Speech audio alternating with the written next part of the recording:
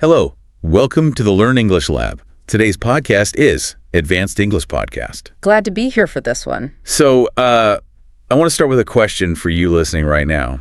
Have you ever had one of those nights? Oh, I think we all know where this is going. Right. You know the ones, you're lying in bed, the lights are completely out, the house is just dead quiet. Total silence. Yeah. And you are physically exhausted, like your limbs feel like lead, and you are so incredibly ready to just drift off into oblivion. Just begging for sleep. And then, out of absolutely nowhere, your brain decides that right now, at 11:43 p.m., is the perfect time to remind you of that deeply embarrassing, slightly inappropriate joke you made to a coworker back in 2014. Oh man, it is a painfully universal human experience. It really is. And it's not just a passing thought, is it? Suddenly your heart is literally racing. Yeah, beating out of your chest. Your biological system is pumping out adrenaline over a decade-old awkward interaction by a coffee machine. Absolutely. It is beyond frustrating. You're lying there staring at the ceiling, feeling your face flush, thinking, why? Why in the world are we doing this right now? It feels like a glitch in the system. A huge glitch. But the reality is, this phenomenon isn't just restricted to the middle of the night. Not at all. We are living in an age of constant, unrelenting cognitive noise. If you just take a step back and think about your average Tuesday. Just a normal day. Right. Your phone is buzzing in your pocket with push notifications every, 5 minutes?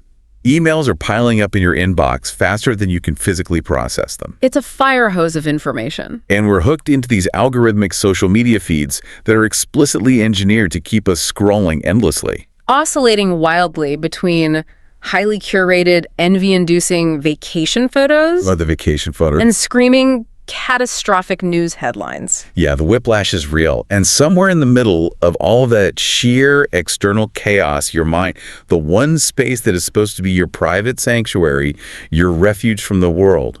It ends up becoming the loudest, most chaotic room in the entire house. Well, that is undeniably accurate. The external noise of the modern world has successfully and somewhat insidiously infiltrated our internal psychological landscape. Which is terrifying when you actually stop and think about it. It is. And I think that brings us to the core mission of our deep dive into the materials today. We fundamentally need to reframe how we approach the concept of mental peace. Yes, because there's this pervasive cultural myth out there. A huge myth. The idea that a calm mind is just an inherent personality trait. Like you're either born with it or you're not. Spot on. You look at a colleague who handles a massive crisis without breaking a sweat, and you assume, oh, they're just built differently. They possess some genetic Zen disposition that I totally lack. But that's not what the sources say at all. Not even close. The central thesis we are exploring today is far more empowering. A calm mind is not a lottery ticket you're born with. It is an architecture. An architecture. I love that. It is something you systematically build. I really appreciate that framing because it immediately takes the pressure off. I think a significant portion of us secretly assume that true mental peace is this esoteric secret. Reserved for the elite. Right, reserved for monks meditating in absolute silence on a mountaintop for decades. Or those intensely disciplined wellness influencers who cheerfully wake up at 4 a.m. to drink hot lemon water and do 90 minutes of yoga. The ones making us all feel guilty on Instagram. Exactly. But the research and insights we're unpacking today make it abundantly clear. This methodology is for everyone. Everyone. It's for the graduate student who's utterly paralyzed by panic over their dissertation. It's for the mid-level manager trying to juggle 3 impossible conflicting deadlines. It's for the parent trying to manage a deeply chaotic household while maintaining their own sanity. And it is for you, listening right now. Perhaps just trying to get through your commute without feeling that low-grade hum of overwhelming dread. Spot on. Our objective today is to bypass the abstract philosophy and provide clear, neurobiologically grounded principles to help you transition your mind from a raging storm into a still lake. A still lake. However, I want to establish a crucial caveat right at the onset.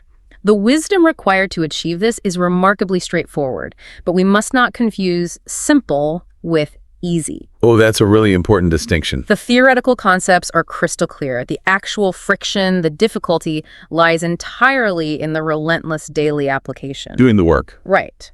We're going to examine how to execute this within the messy, unpredictable reality of contemporary life. Okay, let's unpack this, and I think the best place to start is at the absolute root of the issue.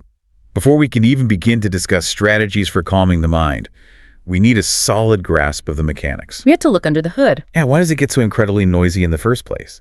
Looking at the source material, it becomes clear that our brains aren't just thinking machines. Far from it. They're essentially massive, highly calibrated threat detection and problem-solving engines. They certainly are, and to truly comprehend why they behave with such relentless urgency, we have to look at this through an evolutionary lens. Right, taking it way back. What we are dealing with daily is fundamentally an evolutionary mismatch.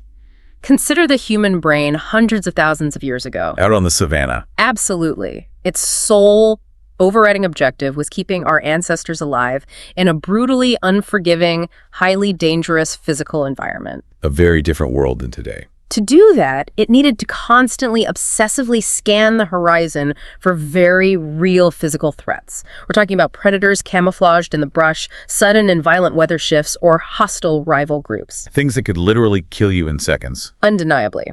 The brain learned, through the harsh filter of natural selection, that maintaining a state of hypervigilance, constantly worrying about what might happen tomorrow, planning for resource scarcity, and obsessively replaying past mistakes to learn from them, that was the literal key to survival. It kept you alive.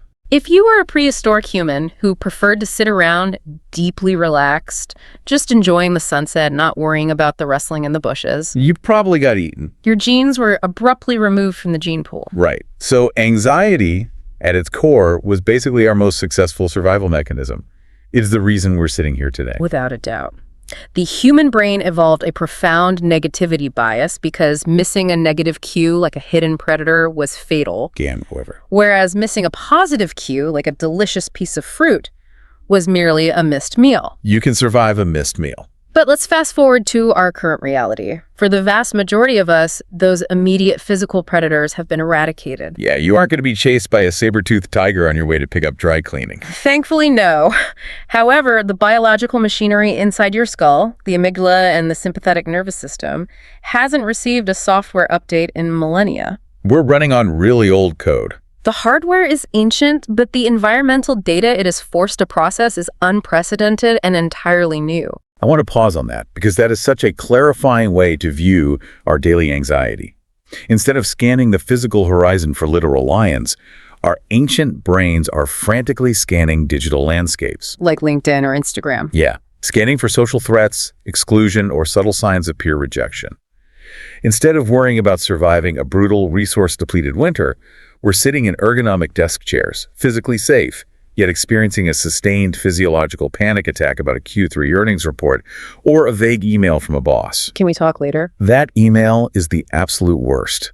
The brain is running the exact same ancient threat detection algorithm, but the inputs have shifted from physical survival to social and professional status. That is a highly accurate assessment of the biological reality, and this realization should serve as the most profoundly comforting takeaway for anyone listening who feels exhausted by their own racing thoughts. That's not your fault. Your restless, anxious mind is not broken. It is not malfunctioning, and it is certainly not your enemy. It is actually doing its job flawlessly, executing its original design parameters to the letter. It's just trying to protect you. It is simply an outdated operating system that requires a gentle, intentional manual override from your conscious mind. Once you fully internalize that your brain is just a hyper-protective bodyguard trying its best to keep you safe, you can stop fighting it with such hostility. That shift in perspective is massive. It moves us from self-blame to self-management.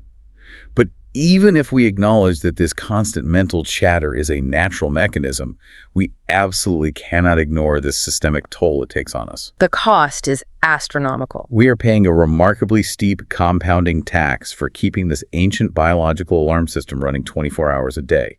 The sources break down the holistic cost of this constant mental noise across several distinct dimensions, starting with the physical. The physical toll is perhaps the most quantifiable and staggering when you look at the clinical data. What's actually happening to our bodies? Well, chronic mental restlessness does not remain confined to your subjective thoughts.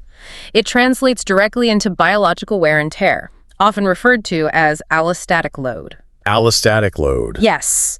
We are talking about severe tension headaches, chronic systemic inflammation, disrupted sleep architecture, specifically a lack of deep REM sleep, Which ruins your whole next day. weakened immune responses, and chronically elevated blood pressure. When your mind is sprinting a hypothetical marathon about a future event, your nervous system cannot distinguish between a mental worry and a physical threat. It thinks the danger is real. It floods your body with cortisol and adrenaline. Consequently, your biological systems simply cannot enter the parasympathetic rest and digest state required to heal, repair cellular damage, and maintain homeostasis. It is the biological equivalent of keeping your foot slammed down on the gas pedal of a car while the transmission is still in park. Eventually, the engine is going to overheat and start smoking. That is a brilliant analogy. And then, moving beyond the physical, there is the emotional dimension. An overactive, unmanaged mind operates like an incubator for chronic emotional distress. It breeds suffering. It feeds short-tempered irritability, deep, unexplainable sadness, and this ever-present, lingering sensation that you are teetering on the absolute precipice of clinical burnout. Just hanging by a thread. You walk through your day with this phantom weight, feeling like you are perpetually behind schedule, or like you are constantly forgetting some catastrophic, critical detail. Which seamlessly transitions us to the social cost, and frankly, I find this to be the most tragic dimension of all. Really? Why the social cost? Because an uncalm mind fundamentally, structurally isolates you from the people around you. Oh, this specific point hit me so hard when I was reviewing the material. Have you ever been sitting right across the table from someone you deeply love? Maybe at an anniversary dinner or sitting on the floor playing building blocks with your kids. We've all been there. And you're physically occupying the space, but mentally, you are in a completely different time zone. Miles away. You're nodding along, maybe offering a generic, but inside your head, you're drafting a passive-aggressive email to a client. Or you're agonizing over a slightly critical comment someone made to you 3 days ago. You're entirely disconnected. The restless mind essentially steals your presence. It robs your loved ones of you. You become a ghost haunting your own life. That is an incredibly poignant way to frame it. You are actively sacrificing the only reality that actually exists, the present moment, to mentally simulate a future that hasn't materialized or obsess over a past you have absolutely zero power to alter. Such a waste of life. And finally, we must address the intellectual and cognitive cost. Trying to engage in deep, focused work, creative problem-solving, or nuanced decision-making with a cluttered mind is spectacularly inefficient. It feels impossible sometimes. It is akin to trying to sit down and read a highly complex, dense textbook on quantum physics in a room where 50 televisions are all tuned to different channels, blaring at maximum volume. I'm getting stressed just picturing that room. Your limited cognitive bandwidth, your working memory, is entirely hijacked by the internal static. Right. So the foundational argument here is that cultivating a calm mind is not some frivolous luxury. It's not something you do at a wellness retreat once a year. It's not a spa day. It's an absolute, non-negotiable prerequisite for living a healthy, connected, intellectually capable life, which sets up our framework perfectly. Let's look at what the materials identify as the absolute non-negotiables, the core structural pillars of a calm mind. The foundation. Without these, any specific life hacks or productivity tricks are just bandages on a bullet wound. Let's start with the first concept, acceptance. A very misunderstood term. Extremely. And I want to push back on this a little bit right out of the gate because acceptance is a very loaded word. Doesn't acceptance just mean giving up? People ask that all the time. If you were in a toxic job or a bad situation, isn't accepting it just a form of passive resignation or apathy? That is the most common and most detrimental misconception regarding this principle. People conflate acceptance with approval or passivity. They assume it means being a doormat. Right, like just letting people walk all over you. But in the context of psychological resilience, acceptance, often termed radical acceptance, is simply the act of dropping your argument with reality. Dropping the argument. It is acknowledging the facts of a situation exactly as they are right now in this specific moment, devoid of the narrative of how you wish they were or how they should be. Can you give me a tangible example of how the mechanics of that actually play out in real time? Certainly. Let's use a mundane but universally frustrating example. Being stuck in gridlock traffic when you are running late for a critical appointment. Oh, the worst feeling. What does the untrained mind do? It instantly generates massive friction. The internal monologue starts screaming, "Traffic shouldn't be this bad on a Tuesday. Why didn't I check the GPS? This city's infrastructure is a joke. I cannot be late. This is entirely unfair." I have literally shouted all of those things at my steering wheel. We all have. That is pure, unadulterated psychological resistance. You are expending massive amounts of cognitive energy fighting a reality that is already occurring. Because fighting it feels like doing something. But the traffic exists. You being furious does not physically move the cars in front of you. Every single ounce of that resistance simply converts into internal biological tension, spiking your heart rate. It's the gap between expectations and reality that creates the suffering. Absolutely. So the practical application of acceptance is consciously shifting that internal dialogue. Instead of fighting the immutable facts, you state them neutrally. I am stuck in traffic. I am going to be late. I feel a tremendous amount of anxiety about missing this meeting, and that physical sensation in my chest is uncomfortable. You just name the facts. You acknowledge the reality and the emotion. The profound psychological wisdom here is that whatever you stubbornly resist inevitably persists and magnifies. But whatever you accept, you can then strategically work with. You stop fighting the current. You move from screaming at the dashboard to deciding to call the person you are meeting to let them know you are delayed. Action replaces reaction. Here's where it gets really interesting, moving into the second foundational concept. Present moment awareness, which is the secular, functional definition of mindfulness. Yes. The materials highlight this fascinating concept of cognitive time travel. Have you ever noticed how rarely we actually exist in the present tense? This is astonishingly rare. We are essentially chronic mental time travelers. Right. But if you map out human suffering, regret and depression almost exclusively reside in the past. Anxiety, dread, and catastrophic planning exclusively live in the future. The present is the only safe zone. Peace, biologically and psychologically, is the only state that can actually be experienced in the present moment. That is a profound neurological realization. Brain imaging studies examining the default mode network, the part of the brain that activates when we are not focused on a specific task, show that our resting state is rarely actually restful. It's always plotting something. The mind defaults to excavating yesterday's interactions, or anxiously rehearsing tomorrow's hypothetical confrontations. Both of these activities, when engaged in obsessively, generate massive amounts of unnecessary suffering.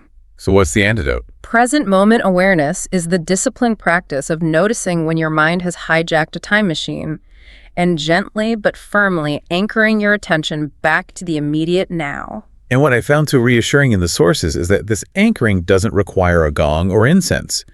It is remarkably pragmatic. Highly practical. We are talking about grounding your hyperactive mind using simple, immediate sensory data.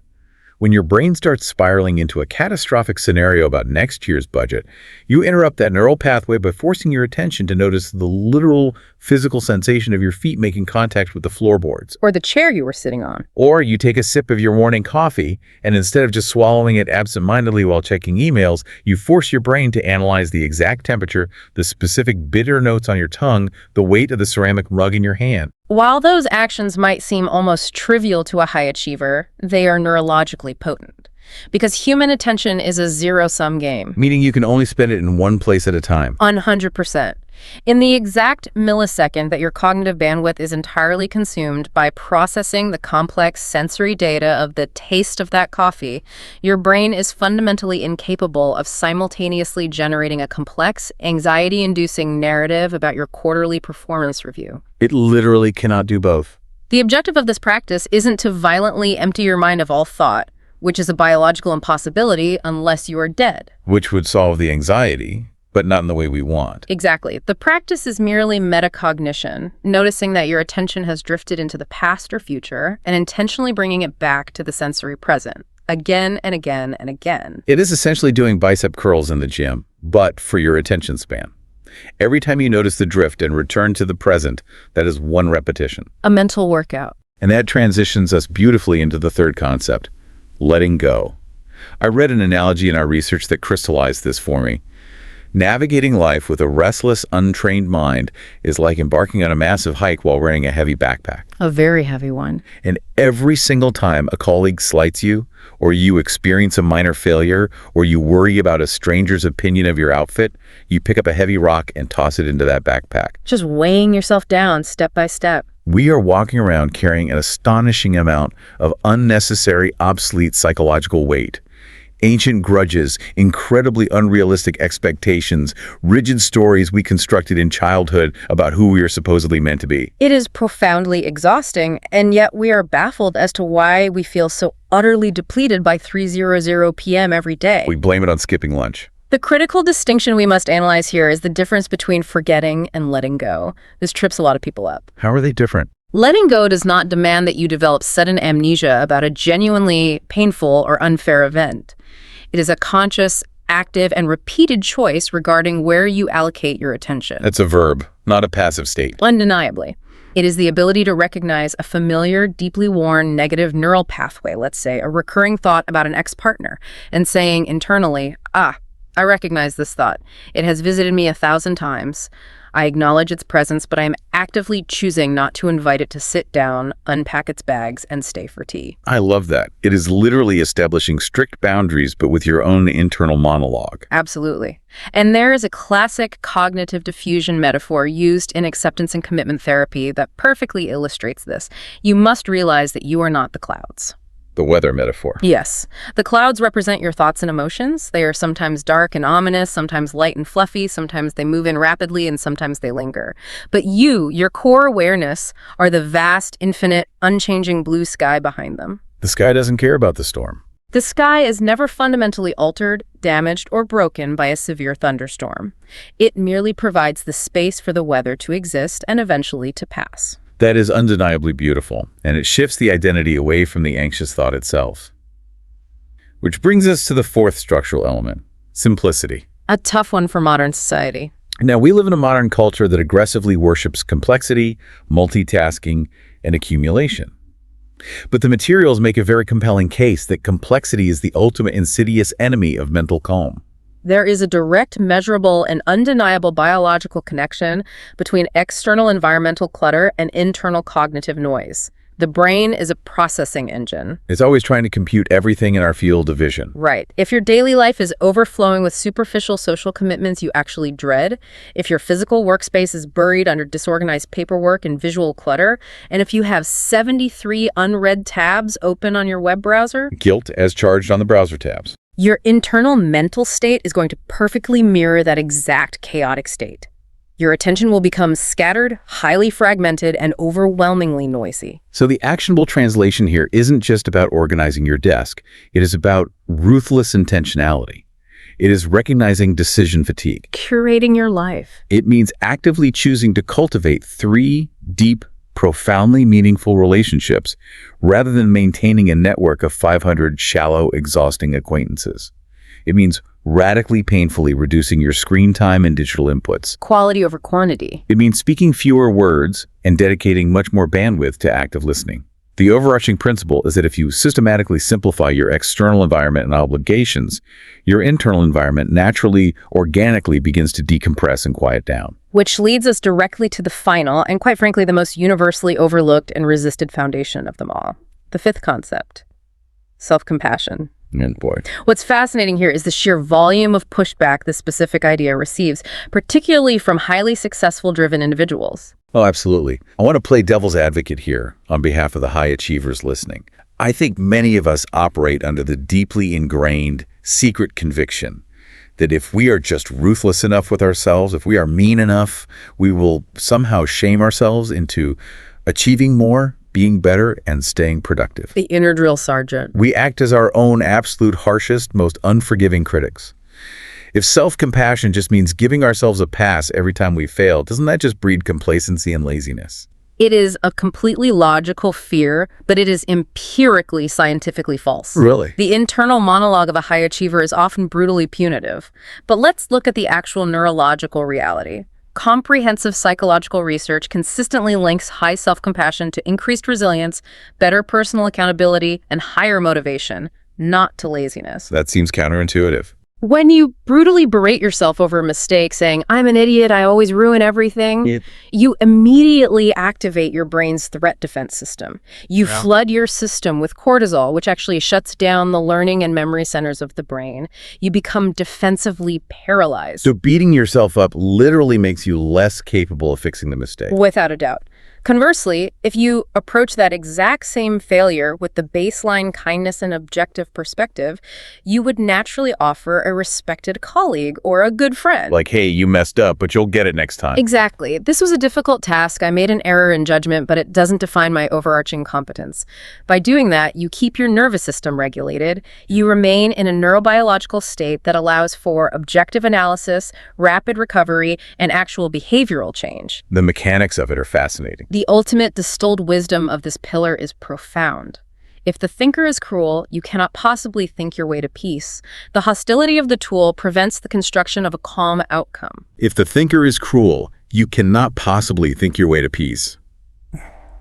I really want everyone listening to just let that sentence sink in. It changes everything. Okay, we have systematically laid down the 5 massive structural pillars: radical acceptance, present moment awareness, letting go, ruthless simplicity, and self-compassion. The foundation is set. Now, it is time to take these abstract tools out of the theoretical laboratory and subject them to the absolute messiness of the real world. This is where the rubber meets the road. My favorite part. We are transitioning into a sort of field guide to modern chaos. We are going to examine 7 highly specific, deeply relatable daily scenarios, and we are going to debate and dissect exactly how to deploy the calm response in real time. This is the most critical part of the application. Let's dive in. Scenario 1, the classic work overwhelm. Let's paint the scene. You're sitting at your desk. Your email inbox is completely out of control. 3 different colleagues are pinging you on a messaging app simultaneously. A standard Tuesday morning. Right. Your supervisor just unexpectedly pulled you into an impromptu, high-stakes meeting starting in exactly 12 minutes, and you haven't prepped. Your chest feels incredibly tight, your breathing has become rapid and shallow, and your brain is essentially just flashing a giant neon danger sign. What is the immediate tactical response? The very first step has nothing to do with time management or sorting your emails. You must stop the biological runaway train. Because your body thinks you're under attack. When you are in that state, your prefrontal cortex, the logical planning part of your brain, is being overridden by the amygdala. So you physically stop. You plant your feet flat on the floor, and you take 3 extremely deep, slow, diaphragmatic breaths. So 3 breaths. I want to emphasize, this is not some fluffy, superficial wellness advice. This is leveraging pure human biology. Deep breathing physically stimulates the vagus nerve, which acts as the brake pedal for your nervous system. The emergency brake. It sends a powerful chemical signal to your brain stating, despite the emails, we are not currently being hunted by a predator, we are physically safe. You fundamentally have to regulate the physical body before you can even attempt to reason with the panicked mind. That makes total sense. Yeah. You have to put out the physiological fire first. Yeah. And then, once the heart rate drops slightly and the logical brain comes back online, you have to ruthlessly apply that pillar of simplicity we discussed. Narrow the focus. Because when we are deeply overwhelmed, our panic brain tries to conceptually tackle all 50 pending tasks simultaneously, which induces paralysis. So you have to enforce tunnel vision. You ask yourself one highly clarifying, focusing question. What is the single, absolute most important action I need to take in this exact minute? Just one thing. Not the next 5 things, just the next one, physical action. And coupled with that, you must simultaneously activate self-compassion by letting go of perfectionism. In a state of acute overwhelm in limited time, you simply cannot operate at your theoretical 100% capacity. You just can't. You have to embrace the pragmatic mantra that done is infinitely better than perfect. Your absolute best effort on a chaotic Tuesday might look drastically different than your best effort on a relaxed Sunday morning. Acknowledging that reality without self-punishment is key to moving forward rather than freezing. Let's move to scenario 2, which we touched on in the intro, but we need to go deeper. The 1:30 a.m. sleeplessness. The scene is maddening. Your body is deeply exhausted, but your brain is completely wired, relentlessly replaying yesterday's conversations and compulsively planning tomorrow's logistics. The crucial paradigm-shifting first step here is recognizing the deeply cruel biological irony of human sleep. The harder you consciously try to force it, the more elusive it becomes. It's the only thing in life where trying harder makes you fail. The act of trying requires cognitive effort and intention, and effort is the exact neurological opposite of relaxation. So you must immediately abandon the primary objective. Give up on sleep. You tell yourself, clearly and intentionally, my goal tonight is no longer to fall asleep. My only objective right now is to simply lie here and allow my physical body to rest comfortably It is a mental judo move. It instantly removes the performance anxiety associated with insomnia. And once that pressure is off, you can deploy a specific physiological tool, right? Like a 4-7-8 breathing protocol mentioned in the research. Let's break down the mechanics of why that actually works. The 4-7-8 technique is essentially a biological hack for your autonomic nervous system. You inhale quietly through your nose for a count of 4 seconds, you hold that breath for 7 seconds, and then you exhale completely, making a whoosh sound through your mouth for 8 seconds. And the long exhale is the key. This specific ratio, particularly the extended exhale, is designed to act as a natural chemical tranquilizer. By exhaling longer than you inhale, you are forcefully slowing down your heart rate and demanding that your body enter a parasympathetic state. But the mind is still going to wander. Right. Now, while you are executing this breathing, your hyperactive mind will inevitably spawn random, intrusive thoughts. This is precisely where you apply the principle of letting go through neutral labeling. Right. Going back to the cloud metaphor. You don't fight the thought. It's an image of tomorrow's scary presentation pops into your head. You don't engage with it. You don't evaluate it.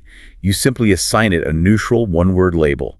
You say to yourself, planning. Just acknowledging it. If a memory of an old argument surfaces, you gently say, remembering. You categorize them like distinct leaves floating down a stream. You acknowledge they exist, but you refuse to jump into the water and swim after them. And if you are still trapped in a cortisol loop, you actively force a cognitive pivot using gratitude. Not the cheesy kind of gratitude, though. Not toxic positivity, no. Deliberate neurochemical redirection.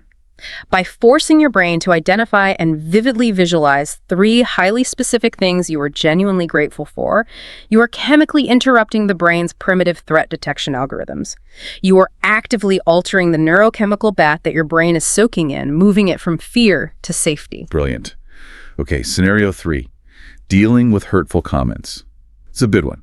Let's say a colleague or a family member makes a deeply passive-aggressive, insulting remark to you. Oh, those stray. You maintain your composure in the moment, but 6 hours later, you are standing in the shower, furiously replaying the scenario, perfectly scripting the devastating comeback you absolutely should have delivered. You were suffering over and over again. To dismantle this, we have to introduce a crucial psychological framework separating the event from the story. Break that down for us. The event is the objective, undeniable reality. A human being vibrated their vocal cords and spoke a specific sequence of words in your direction, and the entire physical interaction lasted perhaps 12 seconds. That is the entirety of the event. 12 seconds. The story, however, is the sprawling, highly emotional narrative your insecure brain aggressively spins around those words. They think I'm incompetent, nobody respects my authority, I'm always getting walked all over. The snowball effect? The actual physical event lasted 12 seconds. The story you authored can mentally torment you for weeks. So what does this all mean for us functionally? It means we have to become incredibly disciplined editors of the fiction we write in our own heads. There's a deeply profound concept, often attributed to the psychologist Viktor Frankl, which states that between a stimulus, the insult, and your reaction, there is a space. A critical gap. When your mind is frantic, defensive, and uncalm, that space is basically non-existent. Someone insults you and you immediately lash out, or you instantly internalize it as a fact. But cultivating a calm mind intentionally widens that critical space. Accurate. When you expand that temporal and psychological space, you transition from reacting on pure defensive instinct to responding with intentionality. You can objectively observe the interaction. Without taking the bait. You can validate your own emotional reality by saying, yes, those words were sharp and they hurt my feelings, but you do not have to adopt their toxicity as your own identity. You can utilize cognitive empathy to recognize that individuals who casually hurl hurtful comments are almost always broadcasting their own profound internal misery and insecurity. And people hurt people. Recognizing that their hostility is a reflection of their internal state, rather than an objective assessment of your worth, rapidly loosens the grip the insult has on your nervous system. That is a superpower. Moving on to scenario 4, which is arguably the defining psychological trap of our era, the social media comparison trap. Oh, this one is tough. The scene, you are having a perfectly decent Tuesday. You open Instagram or LinkedIn while waiting in line for coffee. You immediately see a former classmate's flawlessly edited photos from a villa in Tuscany, and then you see a post about a rival's massive industry-shaking promotion. And your day is ruined. Within 45 seconds, your perfectly fine life suddenly feels utterly inadequate, small, and entirely unsuccessful. We are dealing with social comparison theory on algorithmic steroids here. The primary cognitive defense is aggressively recognizing the fundamental illusion of the medium. It's all a show. You are taking your incredibly messy, unedited, mundane, behind-the-scenes reality with all its doubts and dirty laundry and comparing it directly to someone else's highly produced, strategically filtered, artificially lit highlight reel. But our brains fall for it anyway. The logical prefrontal part of your brain intellectually comprehends that this is an apples to oranges inherently flawed comparison. But your mammalian brain, which evaluates social hierarchy and tribal status based on visual cues, falls for the trap completely and triggers feelings of profound inadequacy. So what is the actual calm response here, beyond just knowing it is fake? Because knowing it is fake clearly doesn't stop it from hurting. It requires action. I think the key here is realizing we have to curate our digital environment with the exact same ruthless, protective boundary setting as we would our physical homes. Think about it. If an acquaintance consistently knocked on your front door, walked into your living room, insulted your achievements, and made you feel terrible about your life, you would change the locks immediately. You'd call the police. So why are we willingly granting them direct access to our retinas and our self-esteem through a glowing rectangle in our pockets? Mute them.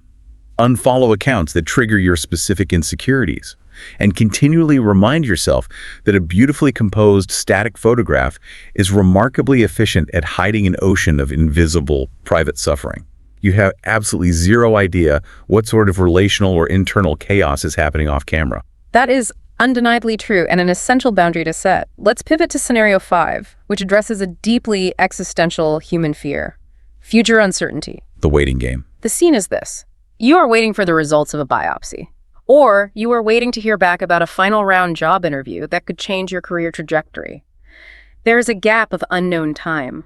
The human mind utterly abhors a vacuum of information, so it aggressively fills that uncertainty with the most catastrophic, worst-case scenarios imaginable to try and prepare you for the impact. It really does. It genuinely believes it is doing you a favor by pre-experiencing the disaster, but it just ends up torturing you. Yeah. I love the analogy often used here. Sitting around intensely worrying about an uncertain future outcome is exactly like sitting in a rocking chair. It gives your mind something active to do. It consumes a tremendous amount of your metabolic energy, but it gets you absolutely nowhere. The tactical application here relies heavily on grounding yourself strictly in the present moment, combined with a logical review of your own historical data. When the mind spirals into the catastrophic what-ifs of tomorrow, you have to forcefully pull it back to the what-is of right now. Bring it back to the room. You tell yourself, in this exact quantifiable moment, I am sitting in a chair, I am breathing, I am physically intact. If there is a highly specific constructive action you can take to prepare for the outcome, like updating a resume, you execute it. But if the outcome is entirely out of your control, you have to lean on your empirical track record. Your own history. Look back at the entirety of your life. You have successfully survived 100% of your absolute worst, most stressful, most devastating days so far. Your resilience rating is literally perfect. You inherently possess the psychological fortitude to handle whatever reality materializes, but you absolutely do not need to suffer the pain of it in advance. A 100% success rate at surviving bad days. That is a statistical fact that brings immediate comfort. Let's look at scenario 6, which is heavily tied to our modern obsession with milestones. Feeling behind in life. The timeline pressure. You hit a certain age, you look at your peer group, you look at the societal timeline you absorbed growing up, and you feel this crushing weight that your daily efforts are invisible, your major goals are light years away, and you are fundamentally failing at the timeline of life. The immediate panicked instinct here is to press harder on the gas, to hustle more, to force outcomes. But the calm response requires a radical shift in perspective. You must zoom out. How far out? When you are standing with your nose pressed 1 inch away from a massive, complex oil painting, all you can physically see is a chaotic, seemingly random, messy series of brushstrokes. You have to physically step back to perceive the actual masterpiece. As humans, we are notoriously terrible, highly biased judges of our own incremental daily progress. We lack the necessary distance. And beyond that, we are generally measuring our progress using completely flawed, heavily marketed metrics. We exclusively look at external, easily quantifiable markers, our specific job title, the digits in our investment accounts, the square footage of our home. The superficial stuff. But the philosophical core of our source material points out that true maturity requires us to redefine progress using internal qualitative scorecards. Ask yourself different questions. Are you a more patient partner today than you were a decade ago?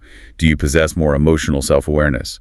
Are you capable of handling interpersonal conflict without shutting down? Those are the metrics that matter. That internal, invisible progress is never going to generate likes on a LinkedIn update, but it profoundly, radically alters the actual lived quality of your daily existence. Yeah. We have to actively, consciously detach from these entirely arbitrary cultural myths about where we're supposed to be by age 30 or 40 or 50. Well said. Let's tackle the final and perhaps most volatile scenario, situation 7. Heated interpersonal arguments. Oh, these can escalate so fast. You are engaged in a conflict with a romantic partner or a close colleague.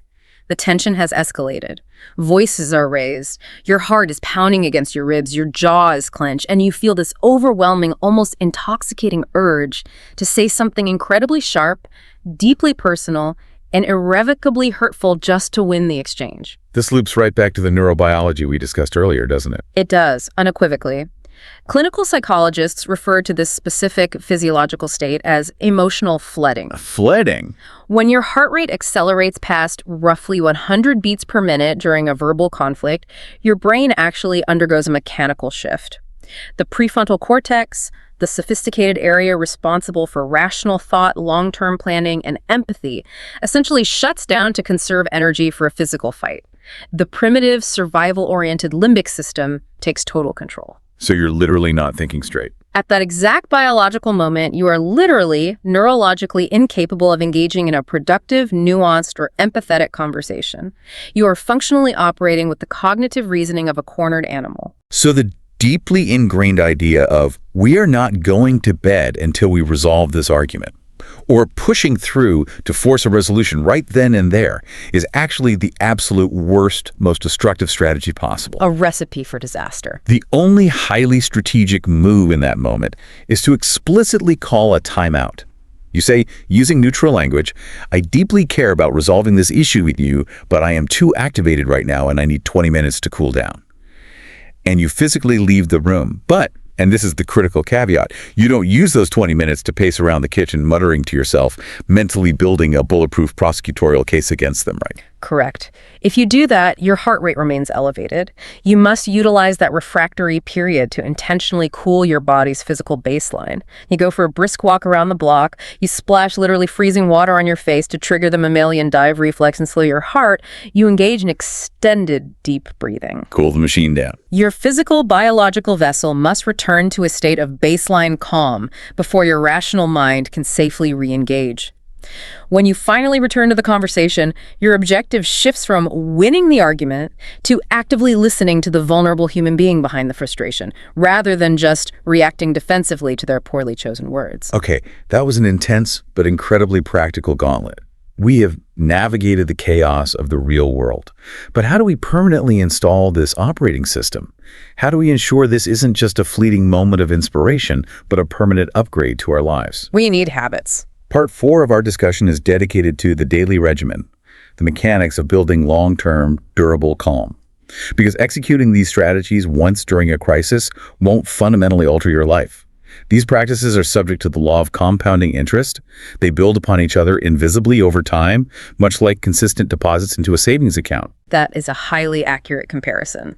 A resilient, calm mind is not forged in the crucible of rare, massive life events. It is constructed meticulously through small, incredibly mundane daily habits. Let's examine the morning routine. The first thing we do. The vast majority of modern adults wake up to an alarm, grab the device from their nightstand, and immediately, within seconds of regaining consciousness, flood their brain with cortisol by digesting apocalyptic news headlines or scanning demanding work emails. We jolt ourselves awake with panic. The necessary counter-practice is insisting on morning stillness. We are talking about dedicating just 5 to 10 minutes of absolute unadulterated silence before you permit your eyes to process a single glowing pixel. By doing this, you are sending a foundational, authoritative message to your nervous system declaring, we are physically safe, we dictate the pace of the day, we are not immediately in a defensive rush. And the beauty of this is that you can carry miniature portable versions of that stillness with you throughout the chaos of the day using the one breath reset. I'm obsessed with this specific tactic because It eliminates the excuse of not having enough time. It takes almost no time. It takes exactly 6 seconds. Whenever you are transitioning between tasks or you notice your shoulders aggressively creeping up towards your ears, you simply stop moving. You plant your feet, drop your shoulders, and take one massive, highly conscious, deeply intentional breath in and out. It operates like a circuit breaker, rapidly interrupting the escalating stress cycle before it has the opportunity to completely hijack your neurobiology for the rest of the afternoon. Another indispensable daily cognitive tool is the practice of brain dumping. Human working memory has a strictly limited capacity. When you have 36 uncompleted tasks, minor worries, and random ideas swirling around simultaneously, they generate the psychological equivalent of a massive destructive tornado. Just tearing up your attention. Journaling, in this specific context, is not about composing beautiful, poetic prose for posterity. It is the highly functional act of taking that abstract internal chaos and forcing it into a tangible, external reality. You aggressively dump the thoughts onto a piece of paper. Get it out of your head. You can utilize clarifying prompts such as, what specific anxieties can I actively let go of today? Or what is actually within my control right now? Physically moving the data from the hardware of your brain onto the external hard drive of a notebook profoundly strips the anxiety of its overwhelming power. And I think that concept transitions beautifully into what the sources call the good enough practice, which I truly believe is a life-altering game changer for chronic perfectionists. It really is. The methodology is to intentionally, deliberately select one specific task every single day and execute it at a strictly good enough level. Write an internal memo that clearly communicates the necessary data, but explicitly refuse to spend an extra 20 minutes polishing the prose to a brilliant, award-winning shine. Cook a highly basic, nutritious, simple dinner instead of attempting a complex, multi-step gourmet recipe that exhausts you. Lower the bar, just for one thing. You have to actively behaviorally train your rigid brain through exposure therapy that the sky does not fall and you are not fired or abandoned when you perform adequately rather than perfectly. Which logically leads us into the critical evening regimen, where we must confront the concept of digital sunsets. Just as the physical sun drops below the horizon, our digital devices require a strict blackout period. This one is painful but necessary. Selecting a definitive, non-negotiable time, for instance, 8:00 p.m., to entirely sever your connection to screens is biologically vital. We know the blue light emitted by screens suppresses your brain's natural pineal gland production of melatonin, severely disrupting your sleep architecture. But it's more than just the light. But beyond the pure biology, keeping your brain endlessly tethered to the infinite scroll of input mode actively prevents it from engaging in the essential subconscious processing, emotional regulation, and memory consolidation it desperately needs to execute before initiating sleep. And if you can swap out that late-night doom scrolling time with actual nature time, the benefits are exponential. The research data highlighted that spending a mere 20 minutes fully immersed in a natural green setting measurably chemically drops the concentration of the stress hormone cortisol in your bloodstream. Just 20 minutes. There is something deeply, evolutionarily primal about observing the fractal patterns of tree branches or listening to the unpredictable rhythm of moving water that recalibrates our ancient nervous system in a profound way that no sleek, gamified meditation app on a smartphone ever could. To effectively close out the waking cycle, implementing a structured evening review is a highly effective psychological mechanism. Right before you attempt to sleep, you review the events of your day through a lens of profound self-compassion, rather than conducting a brutal audit of your failures. Focus on the wins. You ask yourself, what specific interactions went well today? What effort am I proud of? And what lingering frustrations or incomplete tasks am I consciously ready to release until tomorrow? This ritual acts as a definitive psychological boundary, signaling to your subconscious to close the open cognitive loops in your brain, thereby allowing you to actually achieve restorative rest rather than anxious rumination. So when you look at all of these practices combined, it fundamentally all distills down to the principle of conscious consumption. We have become incredibly obsessively careful about reading the nutritional labels of the organic food we put into our physical bodies, yet we remain astonishingly careless, mindlessly consuming highly toxic digital media, algorithmically enraged entertainment, and profoundly stressful social environments. It's diet for the mind. We have to cultivate the discipline to constantly pause and interrogate our inputs. Is this specific conversation, this social media feed, actively adding to my internal peace? Or is it aggressively subtracting from it? If we connect this to the bigger picture, which brings us to part 5 of our exploration, we realize something incredibly humbling. None of these concepts are actually novel. This is timeless ancestral wisdom. It's ancient. Human beings, despite lacking smartphones, have been desperately grappling with the torment of noisy, anxious minds for millennia. If you examine the core tenets of Stoicism, classical figures like Epictetus taught passionately that to avoid misery, we must fiercely, ruthlessly restrict our focus exclusively to what is within our absolute control, our own judgments, actions, and internal responses, and completely unapologetically release our attachment to everything else. Yeah, when you pivot to Eastern philosophies, Buddhism essentially echoes that exact same core psychological truth. The human suffering is fundamentally generated by our rigid attachments. When we cling desperately to specific future outcomes, or to rigid identities of who we think we should be, or to the desire for permanence in a temporary world, we manufacture our own misery. We build our own cages. The ultimate objective is to cultivate the ability to hold all aspects of life, success, failure, joy, and pain, with a light open hand rather than a clenched fist. Furthermore, Taoism introduces the incredibly apt, elegant metaphor of water. A calm, resilient mind is not an impenetrable, rigid brick wall attempting to stubbornly block the inevitable chaotic flow of life's events. It behaves like water. It is soft, yielding, highly adaptable, effortlessly flowing around massive obstacles and reshaping itself to its environment, rather than destroying itself by forcing its way through solid rock. And the science backs this up now. And the truly beautiful, validating reality is that modern neuroscience now completely corroborates these ancient intuitive philosophies. The scientific reality of neuroplasticity proves beyond a shadow of a doubt that every single time you consciously choose a calm, measured response over an explosive, chaotic reaction, you are physically, structurally thickening the neural pathways of peace within the physical matter of your brain. You are literally rewiring your hardware. I think this is the perfect moment to clear the air entirely and systematically dismantle some major pervasive myths regarding what a calm mind actually looks like in practice. Because I strongly suspect these specific misconceptions are the exact hurdles holding a lot of people back from even attempting this work. Let's run through them. Let's begin with the most common fallacy, myth number 1. Achieving a calm mind equates to achieving a state of absolutely zero thoughts, a complete mental blankness. The reality is that as long as you have a pulse, your brain is going to generate thoughts. It is an organ designed to secrete thoughts the way a liver secretes bile. A calm mind simply means that you are no longer immediately hijacked and emotionally kidnapped by every single passing thought. You develop the capacity to observe the chaotic traffic of your mind from the safety of the sidewalk, without impulsively jumping into the street to direct the cars. Myth number 2. To achieve any tangible benefit, you are required to sit perfectly still and meditate for 2 unbroken hours a day on an expensive silk cushion in a dedicated room. The physiological reality is that consistency aggressively beats duration every single time. 1 single minute of highly intentional, deeply focused stillness executed every single day is vastly more neurobiologically effective at lowering your baseline cortisol than forcing yourself through a grueling, miserable 60-minute meditation session once a month when you feel guilty. Myth number 3. Individuals who possess a genuinely calm mind never experience intense, negative emotions like anger or grief.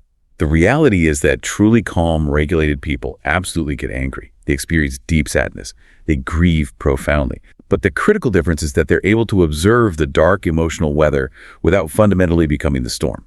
They allow themselves to fully feel the physiological sensation of the emotion, they process its underlying message, and then they allow it to naturally dissipate and pass, rather than artificially extending its lifespan through obsessive rumination. Myth number 4. The belief that I will finally be able to cultivate calm when my external life circumstances get easier. I will focus on my mental peace when I finally secure that massive promotion, when the toddlers are finally in middle school, or when I finally reach retirement. The harsh but liberating reality is that peace is entirely an inside job. If you postpone your internal regulation, waiting for the external chaotic world to magically align into a perfectly smooth, friction-free existence, you will literally be waiting until the day you die. Cultivating internal calm is the precise tool that transforms your capacity to handle the inevitable, unending external chaos of life. And finally, the deeply ingrained cultural myth, number 5. Dedicating time and energy to seeking your own internal calm is an inherently selfish, navel-gazing pursuit that detracts from your responsibilities to others. The reality is that this assumption couldn't be further from the truth. A fundamentally calm, emotionally regulated person is a significantly more patient and present parent, a far more empathetic and supportive partner, and a vastly more effective rational leader in the workplace. Cultivating your own internal peace is not a retreat from the world. It is arguably the most profound, impactful gift you can possibly give to every single person who interacts with you. That is undeniably true. Human nervous systems co-regulate. When you arrive in a chaotic environment, deeply grounded and regulated, you act as a biological anchor, actively helping to subconsciously regulate the heightened nervous systems of every agitated person in your immediate orbit. Which brings us beautifully to the overarching concluding theme of our deep dive today. We are existing within a hyper-capitalist society that aggressively, relentlessly glorifies exhaustion and busyness as the ultimate markers of moral value and social status. The hustle culture. The cultural implication is that if you aren't perpetually exhausted and overwhelmed, you clearly aren't working hard enough or caring deeply enough. Within that highly toxic context, making the deliberate daily choice to fiercely cultivate a calm mind is nothing short of a radical, quiet revolution. There are absolutely no shiny trophies awarded for it. You are never going to generate a viral social media post for successfully taking 3 deep breaths and regulating your nervous system through a stressful email thread instead of firing back a witty, sarcastic, destructive reply. But the ultimate reward is entirely intrinsic and infinitely more valuable than external validation. It is the profound, quiet relief of finally feeling like your authentic, true self beneath all the deafening societal static. It is critical to leave today remembering that cultivating calmness isn't about adding yet another demanding, complex self-care regimen to your already overflowing, impossible to-do list. We don't need more tasks. It is fundamentally a process of subtraction. It is about systematically, ruthlessly peeling away the entirely unnecessary layers of manufactured worry, toxic social comparison, and the false adrenaline-fueled urgency that society demands of us. I couldn't agree more. This has been a genuinely dense, fascinating, and deeply practical exploration of the mechanics of our own minds. Before we officially wrap up the discussion today, leave us with a final, lingering thought to chew on as we navigate the rest of our week. I will leave you with this final, slightly provocative paradigm shift to mull over as you encounter stress in the coming days. We expend such an absolutely massive, exhausting amount of our daily metabolic energy violently fighting our own anxious thoughts, treating them like hostile, invading enemies that must be destroyed. But what if your loudest, most chaotic, and deeply anxious thoughts aren't actually evidence of your mind maliciously trying to torture or sabotage you? What if they are simply a profoundly misguided, ancient, and outdated attempt by your own biology trying desperately, clumsily, to keep you safe from perceived harm?